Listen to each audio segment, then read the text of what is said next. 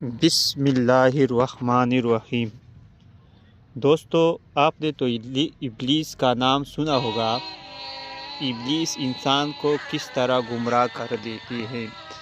آج ہم ایک نمازی کے واقعہ ذکر کرا دیں گے۔ ایک شخص اندھیری رات میں فجر کی نماز پڑھنے کے لیے گھر سے نکلا۔ اندھیری کی وجہ سے اسے ٹھوکر لگ گئی اور وہ منہ کے بل کچڑ میں گر گیا۔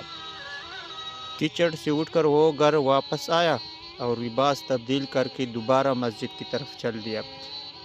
ابھی چند قدم ہی چلا تھا کہ دوبارہ اسے ٹھوکر لگ گئی اور وہ دوبارہ کچڑ میں گر گیا۔ کچڑ سے اٹھ کر وہ پھر دوبارہ اپنے گھر گیا، لباس بدلا اور مسجد جانے کے لیے دوبارہ گھر سے نکلا۔ جیسے ہی وہ اپنے گھر سے باہر نکلا تو اس کے دروازے پر اسے ایک شخص ملا جو اپنے ہاتھ میں روشن چراغ تھامے ہوئے تھا۔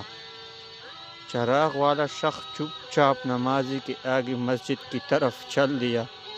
اسی مرتبہ چراغ کی روشنی میں نمازی کو مسجد پہنچنے میں کسی دشواری کا سامنا نہیں کرنا پڑا۔ وہ خیریت سے مسجد پہنچ گیا۔ مسجد کے دروازے پر پہنچ کر چراغ والا شخص رک گیا۔ نمازی اسے چھوڑ کر مسجد داخل ہو گیا اور نماز ادا کرانے لگا۔ نماز سے فارغ ہو کر وہ مسجد کے باہر آیا اور وہ چراغ والا شخص اس کا انتظار کر رہا تھا تاکہ اس نمازی کو چراغ کی روشنی میں گھر چھوڑ آئے۔ جب نمازی گھر پہنچ گیا تو نمازی نے اجنبی شخص سے پوچھا، آپ کون ہیں؟ اجنبی بولا، سچ بتاؤں تو میں ابلیس ہوں۔ نمازی کی تو حیرت کی انتہا نہ رہی۔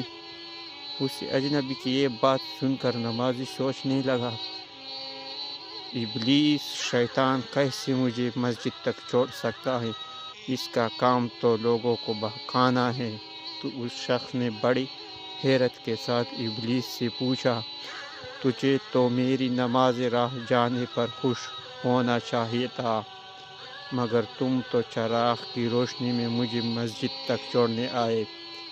ابلیس نے جواب دیا کہ جب تمہیں پہلی ٹھوکر لگی اور تم لباس تبدیل کر کے مسجد کی طرف پلٹے تو اللہ تعالیٰ نے تیرے سارے گناہ معاف فرما دیے۔ سبحان اللہ۔ جب تمہاری دوسری ٹھوکر لگی تو اللہ تعالیٰ نے تمہارے پورے خاندان کو بخش دیا۔ سبحان اللہ۔ دوستو، جس پر مجھے فکر ہوئی، اگر اب تمہیں ٹھوکر لگی تو اللہ تعالیٰ کہے تمہارے اس اعمال کی بدولت تمہارے سارے گناہوں کی مغفرت نہ فرما دے۔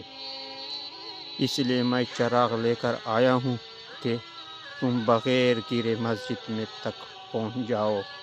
اس شخص نے جیسے ہی یہ بات سنی تو اس نے اللہ تعالیٰ کی بارگاہ میں اپنا سر جھکا کر اللہ کا شکر ادا کیا۔ دوستو، یہ ہے ہمارے رب کی شان۔ اللہ تعالیٰ ہمارے سب بہن بھائی کو 5 وقت نماز پڑھنے کی توفیق عطا فرمائے۔ آمین۔